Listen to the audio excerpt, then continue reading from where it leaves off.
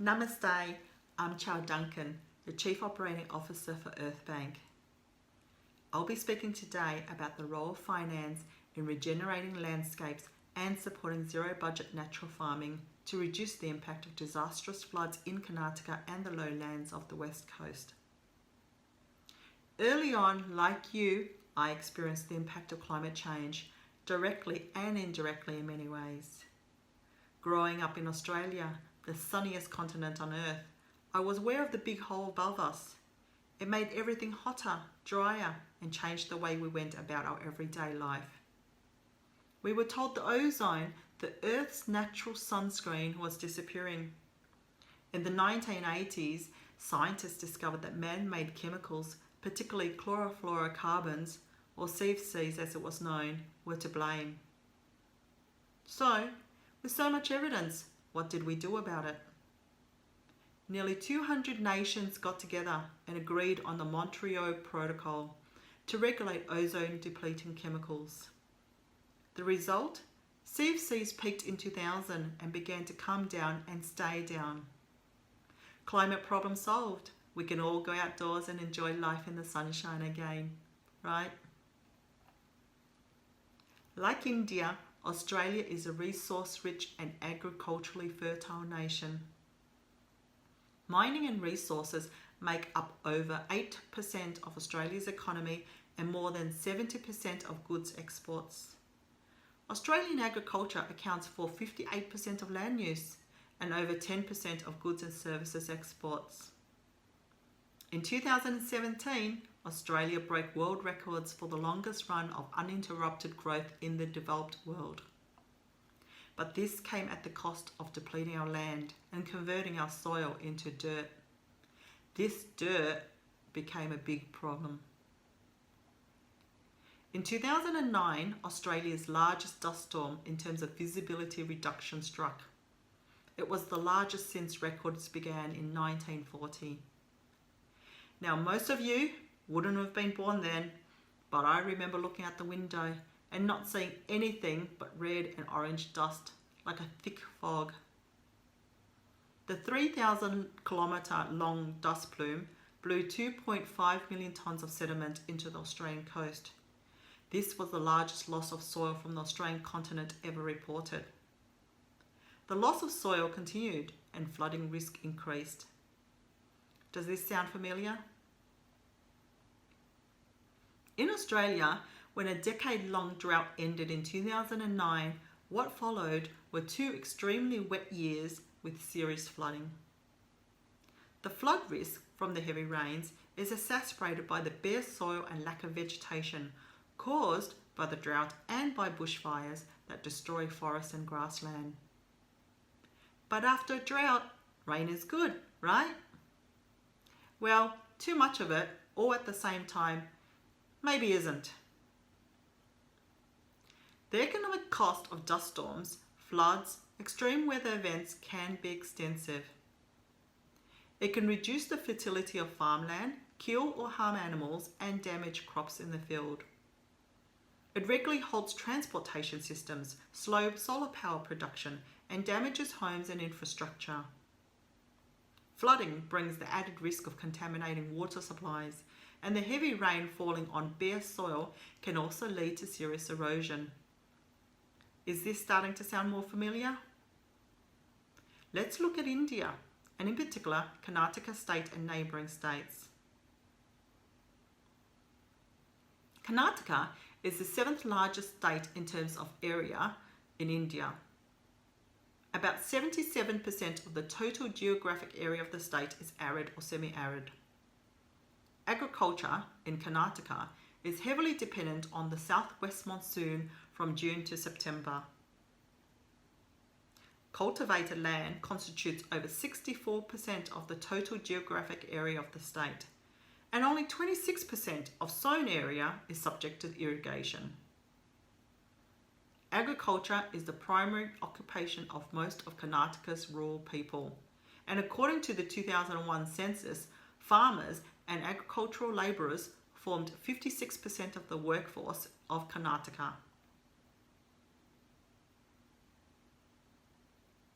Does this look familiar?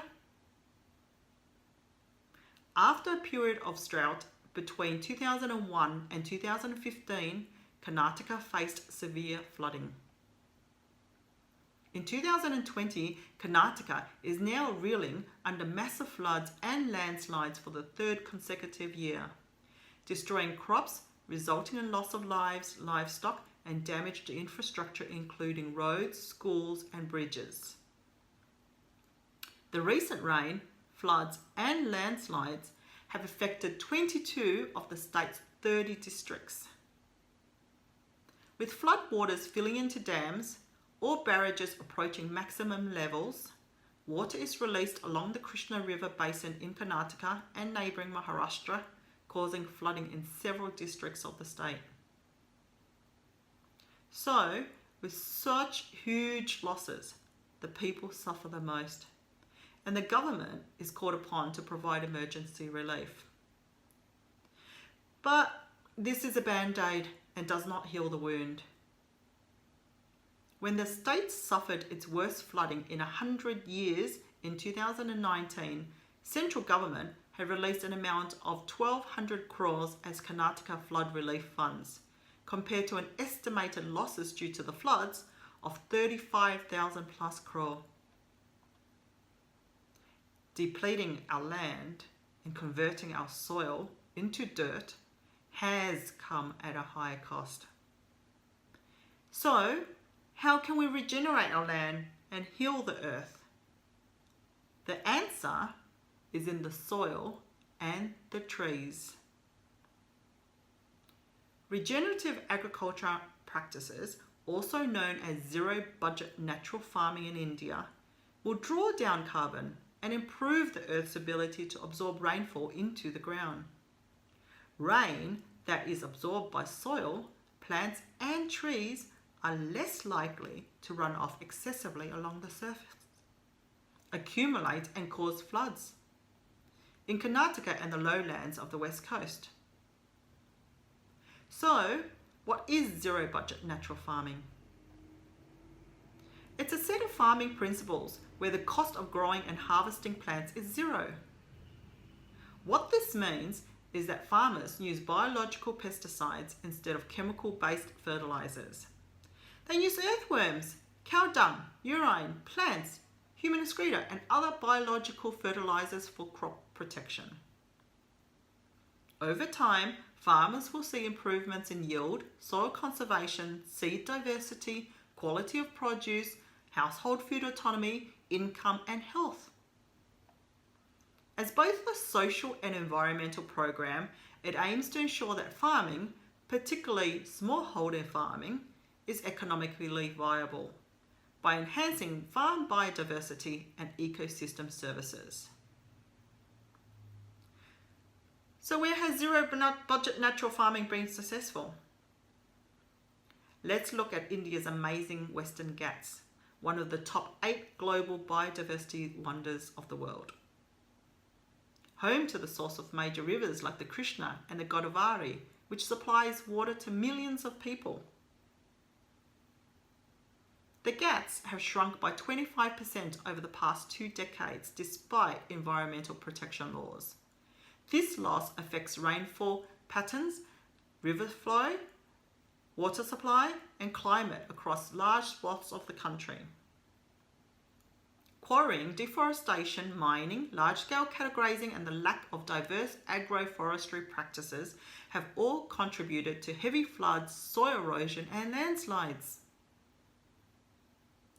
Zero-budget natural farmers that undertake sustainable food production also help to regenerate the water catchments and improve groundwater storage.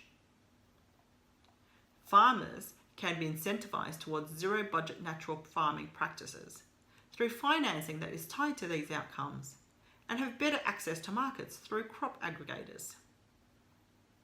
Better quality crop and better prices. Oh, and the added benefit of less impact from floods. Sounds good.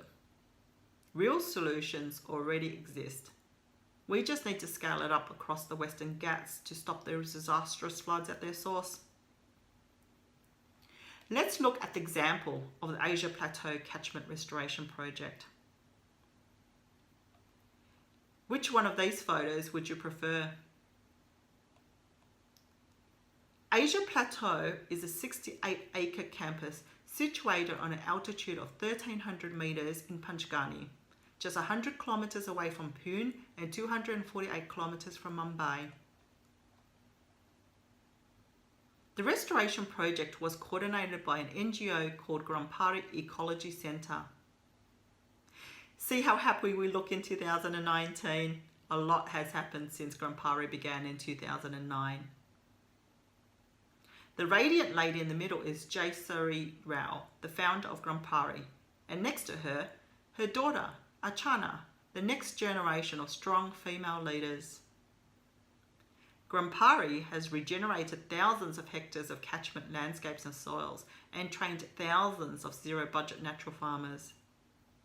The watershed project involved groundwater management, which has changed the once bare land and degraded soils into an oasis of living soil and plants.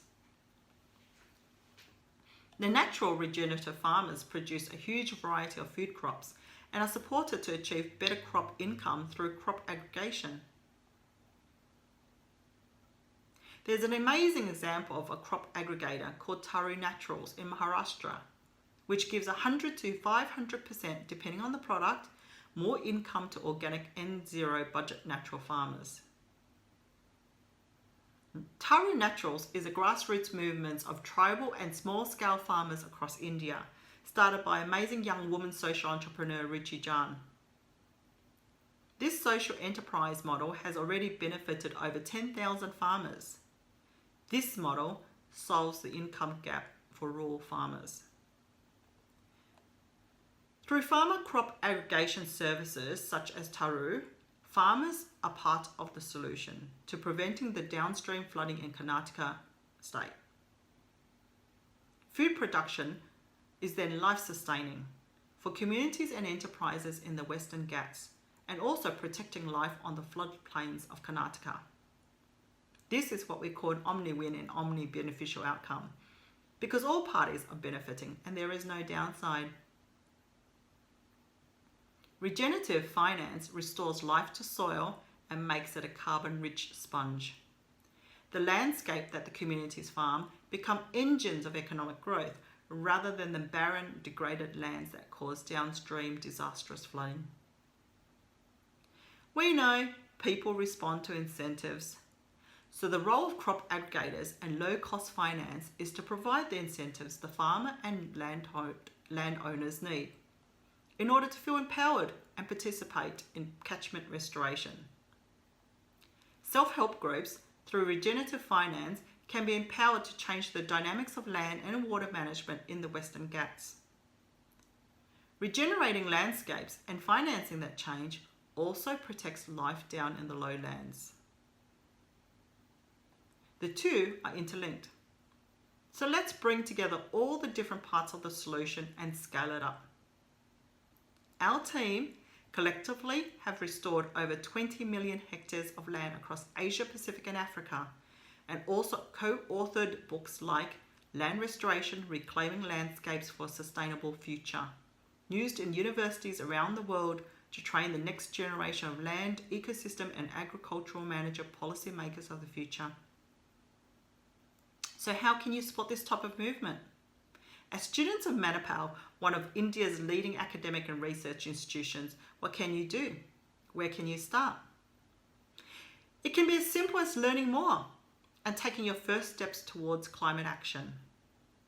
So, learn more about zero-budget natural farming. There's a lot of good science behind this. Maybe you can contribute to this. As a budding engineer, maybe you can help develop the next technology intervention in farming water management. Or you can support businesses that practice zero-budget natural farming.